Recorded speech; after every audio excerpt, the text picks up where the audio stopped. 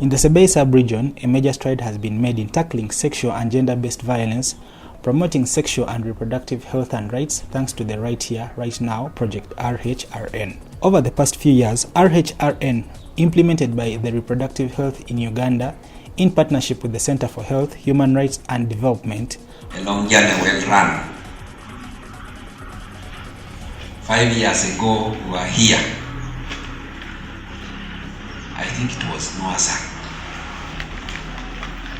When we were here to launch a dream that is right here, right now. That was in 2021, when we were still having COVID.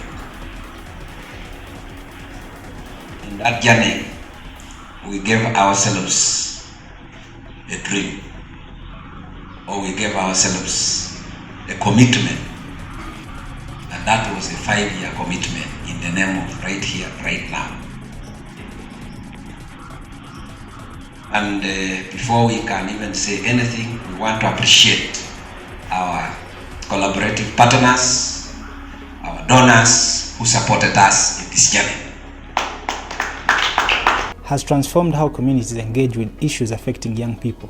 Through community advocacy, youth-friendly services and policy engagement, the project has empowered thousands to speak out, seek help and access critical information and support. Challenges freely, not like before where someone would hide, someone is scared to share the challenges that they have, and the referral channels have been strengthened. If you report to the police, to everyone that you take your case, things are really done as quick as possible. Authorities in the region have commended the impact, noting a visible change in awareness, response to abuse and access to services, especially for adolescent girls and young women. It was focused on advancing sexual reproductive health and rights for the young people aged between the ages of 10 to 24 years. So we are looking at young people within schools and out of school, majorly focusing on the marginalized young people.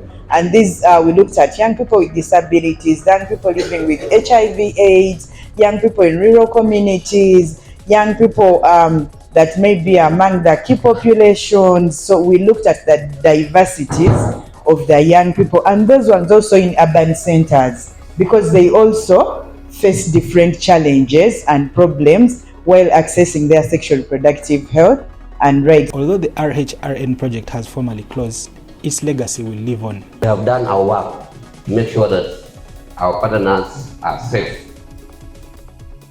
And then in the community, we are mixed up. The LSCs, we are not doing the right thing.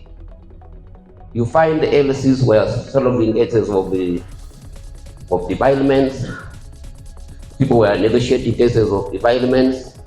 But through this sensitization, they were now able to know their roles, that this is not our work, this is the role of the police to handle.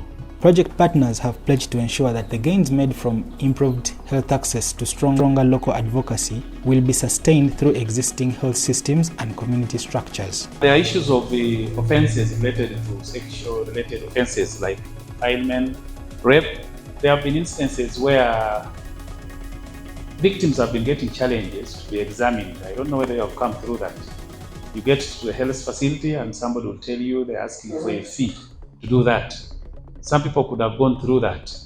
Not so long ago, we had an engagement with the CID Department of Police, and we are in the process of engaging the medical team, the medical superintendent's office, and we have a way forward. Why is there a technical hitch generally? The duty to examine victims of sexual-related offenses lies squarely on the police surgeon. The SP here will tell you that we only have one police surgeon across the region.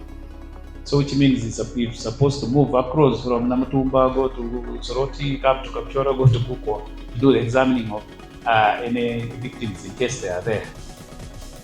But in instances that he cannot be here, we use the services of the medical officers at the hospital. There are also cases that can be handled by clinical officers, and others by even the midwives.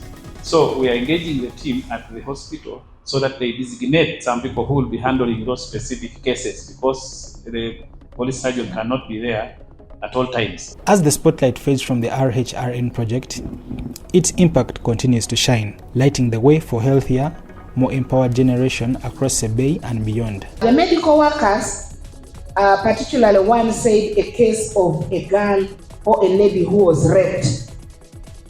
We still need to emphasize to our communities that when you have a sexual violence case, report before 72 hours, because the after effects cannot be revoked.